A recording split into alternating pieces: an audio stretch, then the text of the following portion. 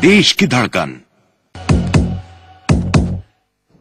तो एक तरफ देश भर में जहां शांति और भाईचारे का संदेश देने वाला त्योहार ईद मनाया जा रहा है, वहीं सीधी तस्वीरें आप देख सकते हैं इस वक्त श्रीनगर से। यहां पर ईद के मौके पर ईद के दिन ही अलगाववादियों ने पाकिस्तान के झंडे लहराने, विरोध करने और सुरक्षा बलों से सीधा मोर्चा लेने की बात जैसे ठान रखी है। पूरे श्रीनगर में कोशिश की जा रही है कि हालात बुरे करके दिखा दिए जाएं। हर जगह झंडा पाकिस्तान का लेकर खड़ा होने की कोशिश है। दरअसल नौहट्टा चौक इलाका, जैसा कि खबरें आ रही हैं, नौहट्टा इलाका है और नौहट्टा इलाका जो हमारे पास जानकारी है, ये इलाका अलगाववादी नेता मीरवाइज उमर फारूक के प्रभाव वाला इलाका है। तो जाहिर सी बात है कि इस इलाके में लोगों को उकसा कर इस तरह की गतिविधियों में शामिल कराने की कोशिशें हैं। बहुत ही बुरी खबर है ये, और बहुत ही ये सारे जो दृश्य हैं यहाँ पर ईद की नमाज अदा करने के बाद लोगों में कुछ लोगों ने उकसाने की कार्रवाई की, जिसके चलते लोगों को भड़काया गया और इस तरीके के दृश्य सामने आप देखिए किस तरीके से सुरक्षा बलों पर पत्थर चलाए जा रहे हैं। आज का दिन है जबकि शांति भाईचारे का पैगाम, अमन खुशहाली की बात का था, उस दिन श्रीनगर की सड़कों पर इस तरह का उपद्रव जारी है। और साथ हमारे संवाददाता अजय जांडियाल यहाँ पर जुड़े हुए। अजय, जिस तरह की जानकारी श्रीनगर से सामने आ रही है और जो दृश्य दिखाई पड़ रहे हैं, ये पूरी कोशिश लग रही है अलगाववादियों की कि किसी तरह से श्रीनगर में अस्थिरता का माहौल बनाए रखा जाए। बिल्कुल राजीव, आपने सही कहा। श्रीनगर में आज ईद की नमाज के बाद जो है वो जो प्रोटेस्टर्स थे वो सड़कों पर निकले और उनके हाथों में खासतौर से ISI और पाकिस्तान के झंडों जो है वो लेकर वो निकले हैं और वो प्रोटेस्ट कर रहे हैं। एंटी नेशनल स्लोगन वहां पे लगाए गए। सिक्योरिटी फोर्सेस हालांकि पहले से ही उनको उम्मीद थी कि इस तरह का माहौल जो है वहां पे बन सकता है, जिसके बाद वहां पे जो है तुरंत कार्रवाई की गई। हालांकि अभी भी प्रोटेस्ट आपको बता दूं श्रीनगर में चल रहे हैं, ना ही सिर्फ श्रीनगर बल्कि डाउनटाउन और अनंतनाग में भी इसी तरह के प्रोटेस्ट जो है वो चल रहे हैं। और बड़े अपने आप में बड़ी अनफॉर्चुनेट बात है कि PDP और BJP की सरकार लगातार कहती ये रही है कि इन चीजों को जो है वो लाइटली लेना चाहिए, इन चीजों को जो है वो कंट्रोल कर लिया जाएगा, मगर ऐसा नहीं लग रहा है क्योंकि 24 घंटे के भीतर ये दूसरा प्रदर्शन है वहां पर जो हो रहा है। और कहीं न कहीं ये जा रहा है कि सईद अली शाह गिलानी की रिलीज जो हाउस अरेस्ट किया गया है उसके खिलाफ ये प्रोटेस्ट है, मगर पाकिस्तानी झंडों और ISIS के फ्लैग के साथ ये प्रोटेस्ट हो रहा है वो अपने आप में दुर्भाग्यपूर्ण कहा जा सकता है। जी हाँ, यही खास बात है कि ISIS का झंडा और पाकिस्तान का झंडा लगातार उस इलाके में जहां पर भारत है, भारत के इलाके में रहकर भी इस तरह से दिखाना, जानबूझकर झगड़ा मोल लेना, एक तरीके से ऐसा लग रहा है कि कहीं इस बात का अंदेशा तो नहीं है कि जो अलगाववादी हैं वो ऊफा में प्रधानमंत्री नरेंद्र मोदी और पाकिस्तान के प्रधानमंत्री नवाज शरीफ के बीच जो बातचीत हुई, जिसमें कहा जा रहा है कि के फैक्टर की कोई जगह नहीं थी, के यानी कश्मीर की कोई जगह ही नहीं थी, उससे नाराज हैं और अब अपना वजूद दिखाने की कोशिश में इस तरह की हरकतों को उकसाकर अंजाम दिया जा रहा है।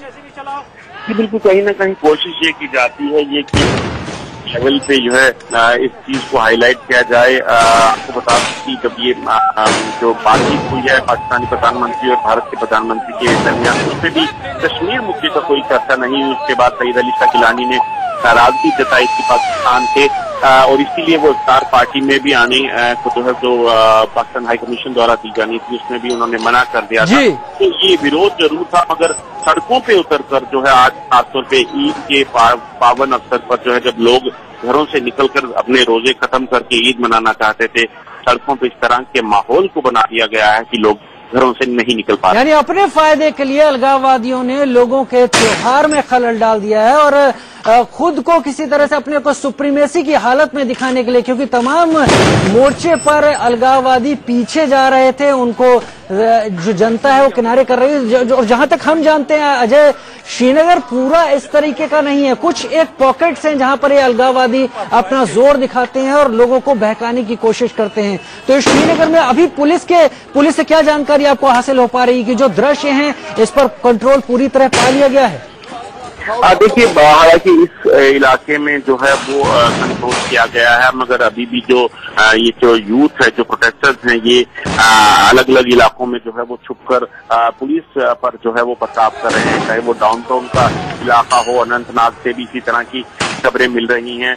मगर सुरक्षा बलों की तरफ से भी डिप्लॉयमेंट जो है वो की गई थी पहले से ही, की उम्मीद थी कि ईद की नमाज के बाद इस तरह के प्रोटेस्ट जो है वो हो सकते हैं, और वैसा ही हुआ भी। और इन लोगों ने सड़कों पर निकलकर जो है वो प्रदर्शन शुरू कर दिया, और सिर्फ प्रदर्शन ही नहीं बल्कि उग्र प्रदर्शन कहा जाए, ड्रोन फाइटिंग जो है वो की जा रही है सुरक्षा बलों पर और की गाड़ियों पर। तीनों ही इलाकों में, अनंतनाग, हैदरपुरा और जो डाउनटाउन का इलाका है, इन सभी इलाकों में जो है अभी भी तनाव बना हुआ है। यह अजय दिख रहा है तस्वीरों में पुलिस और सुरक्षा बल पूरी कोशिश कर रहे हैं। उनके ऊपर दोहरी चुनौती है कि एक तो उन्हें ऐसे अलगाववादियों से निपटना है, और दूसरा साथ ही साथ आज त्योहार की जो गरिमा है उसे भी बचाए रखना है। यहाँ पर यह याद रखना होगा कि पूरा जम्मू कश्मीर इस तरह की हरकतों में यकीन नहीं रखता है, वो इस तरह की हरकतों में शामिल भी नहीं है। तो जो लोग इससे दूर हैं, त्योहार उनका ठीक से मनाए और उसमें किसी तरह का खलल ना पड़े। और इस तरह के अलगाववादियों से मोर्चा लेने के लिए जो सुरक्षा बल हैं और जो पुलिस है वो मौके पर मौजूद हैं। श्रीनगर के हालात पर, श्रीनगर को एक तरीके से श्रीनगर के कुछ इलाकों में इस तरह की हरकतों पर जोर दिया जा रहा है, और ये सब कुछ उस उकसावे के बाद जब ये अलगाववादी खुद को अलग थलग पड़ता हुआ देख रहे हैं। कुछ एक इलाके हैं, नौहट्टा इलाका है, और ऐसा माना जाता है कि ये अलगाववादी नेता मीरवाइज उमर फारूक के प्रभाव वाला इलाका है। तो यहाँ इस तरह की वारदात या इस तरह की घटना होने पर सुरक्षा बलों को कोई शक भी नहीं था। सुरक्षा बल तैयार थे कि इस तरह की कोई घटना हो सकती है, लेकिन कोशिश पूरी की गई इनकी तरफ से कि ईद के दिन जब लोग खुशियां मना रहे हों, अमन चैन की बात कर रहे हैं, उस दिन सड़कों पर तमाशा और उपद्रव फैला दिया जाए। तस्वीरें श्रीनगर के नौहट्टा इलाके की।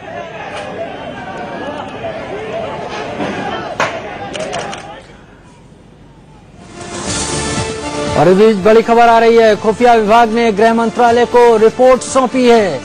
देश के खुफिया विभाग ने गृह मंत्रालय को रिपोर्ट सौंपी है कि घाटी में आईएस की गतिविधि हैं, और ये एक बड़ी चिंता का विषय है। 15 से 20 युवा आईएस से जुड़े बताए जा रहे हैं। खुफिया विभाग की रिपोर्ट के मुताबिक पिछले कुछ दिनों में अलग अलग मौकों पर पाकिस्तान के झंडे लहराने के साथ साथ आईएस के भी झंडे कुछ युवा फहरा रहे हैं। यानी आईएस अपना दखल देने की कोशिश कर रहा है। वो किसी तरीके से लोगों को बरगला कर इस्लाम के नाम पर या तमाम दूसरे नाम पर वो बरगला कर अपने खेमे में लाने की कोशिश कर रहा है। और ये खुफिया विभाग की रिपोर्ट गृह मंत्रालय को सौंपी गई है।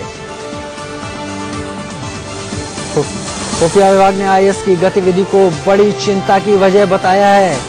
पिछले कुछ दिनों में श्रीनगर और आसपास के इलाकों में जानबूझकर ऐसे प्रदर्शनों की बाढ़ सी आई है। हर जिले में एक न एक छोटे इलाके में इस तरह का प्रदर्शन करने की कोशिश की जा रही है, और उस प्रदर्शन में आईएस और पाकिस्तान के झंडे को सामने रखने की कोशिश भी।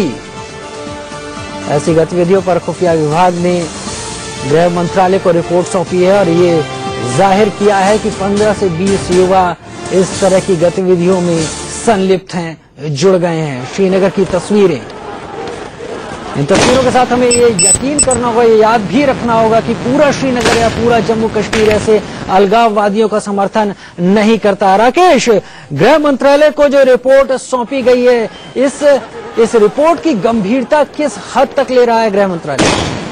साफ तौर पर जिस तरह से हाल के दिनों में घाटी में जिस तरह से पाकिस्तानी झंडे और आईएस के झंडे लहराए जा रहे हैं, उसको केंद्रीय गृह मंत्रालय ने गंभीरता से लिया है।